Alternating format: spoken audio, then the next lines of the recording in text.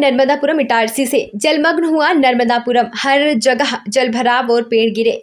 लगातार हो रही बारिश से पूरे नर्मदापुरम जिले में बाढ़ की स्थिति बनी हुई है।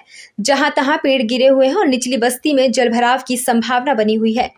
नर्मदा नदी का जल स्तर भी बढ़ रहा है। जिला प्रशासन हर तरफ नजर बनाए हुए है। जिला कलेक्टर नीरज कुमार सिंह ने पूरे प्रशासन को हाई अलर्ट पर रखा हुआ है। खुद कलेक्टर ने हर परिस्थिति पर पैनी नजर रखी हुई है। निरंतर बारिश का मौसम और बारिश हो रही है, पानी गिर रहा है और निरंतर जिस तरीके से पानी गिर रहा है हालात बिगड़ रहे हैं। अब पूरा शासन प्रशासन सतर्क है। चारों तरफ प्रशासन अपनी ताकत लगाया हुआ है और कहीं ना कहीं बचाव और राहत कार्य में जुटे हुए हैं। मैं अभी फ़िलहाल मौजूद हूँ आवाम नगर के क्षेत्र में। आवाम नगर का क्षेत्र कहलाता है ये। डाइवर्शन रोड से हम जैसे आवाम नगर के लिए आते हैं तो यहाँ पर एक नाला कहलाता है, नाला है, लेकिन ये यहाँ पर पहाड़ों से जो पानी जो आता है वो पानी यहाँ से होते हुए इस नाले से आते हुए और आगे साकरिया पुल के नाले में जाता है। तो ये एरिया बहुत संवेदनशील है।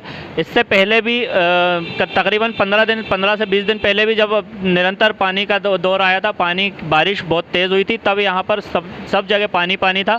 लोगों के घरों में पानी भराया था और लोग बहुत परेशान हुए थे। लोगों की बहुत नुकसान हुआ था। और अभी भी आप देख रहे हैं कि अभी भी पानी कंटिन्यू आ रहा है, पानी गिर रहा है, पानी का दौर शुरू है, बारिश ज़बरदस्त हो रही है। इस नाले में पानी अब धीरे धीरे बढ़ता जा रहा है, जो कि एक ख़तरे की अलामत है। और यहाँ पर मैं जिस जगह मौजूद हूँ तो यहाँ पर ये सिद्दीकी हार्डवेयर वाला एरिया कहलाता है। सिद्दीकी हार्डवेयर है यहाँ पर और ये उनकी पूरी ज़मीन है जो कि इस नाले के बाजू से लगी हुई है, जहाँ पर उनका हार्डवेयर का व्यवसाय भी वो करते हैं और हार्डवेयर की उनकी दुकान है। यहाँ सीमेंट वगैरह भी रहती है, लेकिन अभी आप देखें कि उनकी निरंतर उनके एरिया में कटाव हो रहा है। उनके क्षेत्र में उनकी दुकान के पास से मिट्टी काट के पानी जो है वो नाले में बहती चली जा रही है और ये बहुत बड़ा नुकसान हो रहा है और बहुत बड़े नुकसान का अंदेशा भी दिख रहा है। तो हम उनके साथ हैं, जो इस व्यवसाय के जो ऑनर हैं, हम उनके साथ हैं। हम उनसे पूछेंगे कि उनको किस तरीके की दिक्कतें आ रही हैं और किस तरीके की परेशानियां यहाँ पर आ सकती हैं। आप बताएं बहन, क्या नाम लिखते हैं आपका? मोहम्मद सईद। ये जो पानी जो आप बढ़ता जा रहा है, ये हमेशा आप लोगों को परेशानी तो होती है? हमेशा दिक्कत होती है। नाले के अंदर जो है कि पाइप डले हुए हैं, ये पाइप के अंदर कचरा आके फंस जाता है, जिसकी वजह से पानी ओवरफ्लो होता है, ऊपर से पानी हो जाता है, तो सारी दूर पानी हो जाता है। उसकी वजह से रोड के ऊपर से जो पानी नीचे गिरता है तो नीचे खुदाव करता है वो पानी, उससे बहुत ज़्यादा नुकसान होता है। एक्चुअल जो नाला जिस जगह पे बह रहा है ये प्राइवेट लैंड है और सरकारी नाला साइड में है, जिसके अंदर जब ओवर हो यहाँ से पानी होता है तो उस नाले के अंदर पानी जाता है। तो मतलब जो मेन जो नाला जो है सरकारी नाला वो ये नहीं है? ये नहीं है। अच्छा, ये सरकारी नाला नहीं है, ये प्राइवेट लैंड में से निकला हुआ है नाला है। अच्छा, तो सरकार को आपने इस तरफ या सरकार के किसी नुमाइंदे को या कोई प्रशासन के अधिकारी को आपने इस बारे में सूचित किया या नहीं किया? किया है इस बार सूचित। देखा जाए तो प्रशासन के हाथ में पूरी कमान थी और अभी भी जिस तरीके से जिला कलेक्टर नीरज सिंह जी निरंतर सतत प्रयास कर रहे हैं कि पानी का ओवरफ्लो कहीं भी नहीं हो, पानी जहां भी भराव वाली स्थिति हो वहां से वो पानी को निकाला जाए ताकि लोगों का जनजीवन अस्त व्यस्त ना हो। लेकिन अभी अगर यहाँ पर देखा जाए तो यहाँ की स्थितियाँ बहुत दयनीय हैं, ख़तरनाक हैं और हमेशा लोगों ने इस परेशानियों को फेस किया है और इस परेशानी को बर्दाश्त किया है। तो हम अपने खबर भारतवर्ष अपने चैनल के ज़रिए भी ये सूचना पहुंचाना चाहेगा, निवेदन करना चाहेगा कि इस और भी शासन और प्रशासन के नुमाइंदे और शासन के नुमाइंदे इस तरफ भी ध्यान दें ताकि किसी की पर्सनल लैंड में कहीं दिक्कत ना हो, उसकी संपत्ति में कोई दिक्कत ना हो और लोगों का जीवन कम से कम इस परेशानी को झेले नहीं।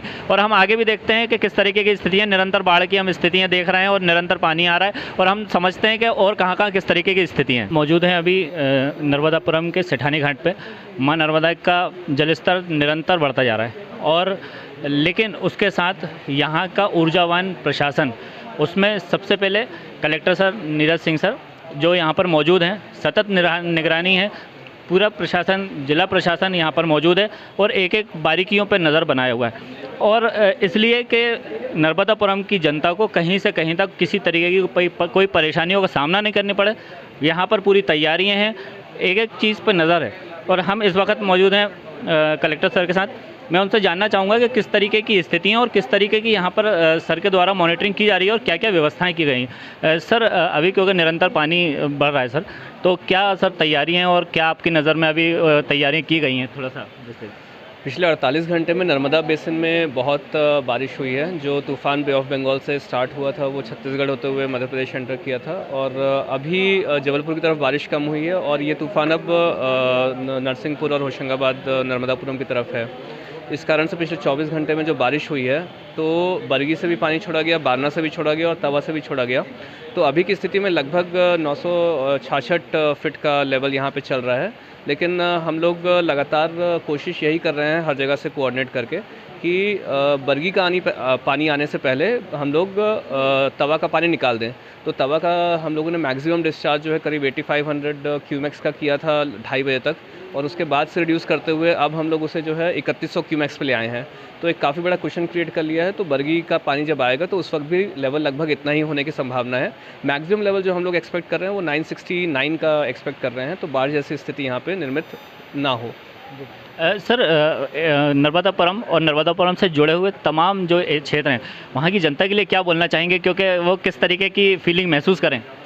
देखिए अभी जब तक बारिश हो रही है तब तक मेरी सभी से ये अपील है कि जब तक कि बहुत आवश्यक कार्य ना हो, कोई इमरजेंसी ना हो, तब तक अपने घर से बाहर ना निकलें, क्योंकि सिर्फ पानी या जल भराव की स्थिति नहीं है। कई जगह पर पेड़ गिरे हुए हैं, कई रास्ते अवरुद्ध हैं, तो और कई बार हम सही से एस्टिमेट नहीं कर पाते पानी का लेवल और उसमें क्रॉस कर जाते हैं। तो ये सब चीज़ें ना हो, इसलिए अपने घर पर ही रहें जब तक कि पानी थोड़ा उतर ना जाए। सर स्वास्थ्य सेवाओं के लिए कुछ आपके कुछ गाइडलाइन दी हुई है?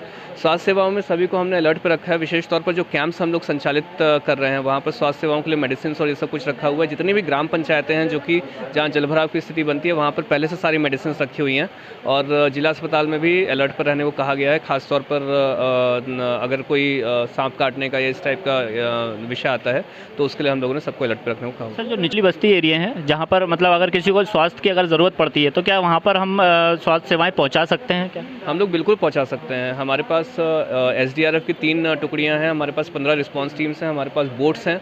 तो फिर अगर कहीं पर भी कोई इमरजेंसी रिस्पांस की ज़रूरत पड़ती है तो हम लोग पूरा करने में सक्षम हैं।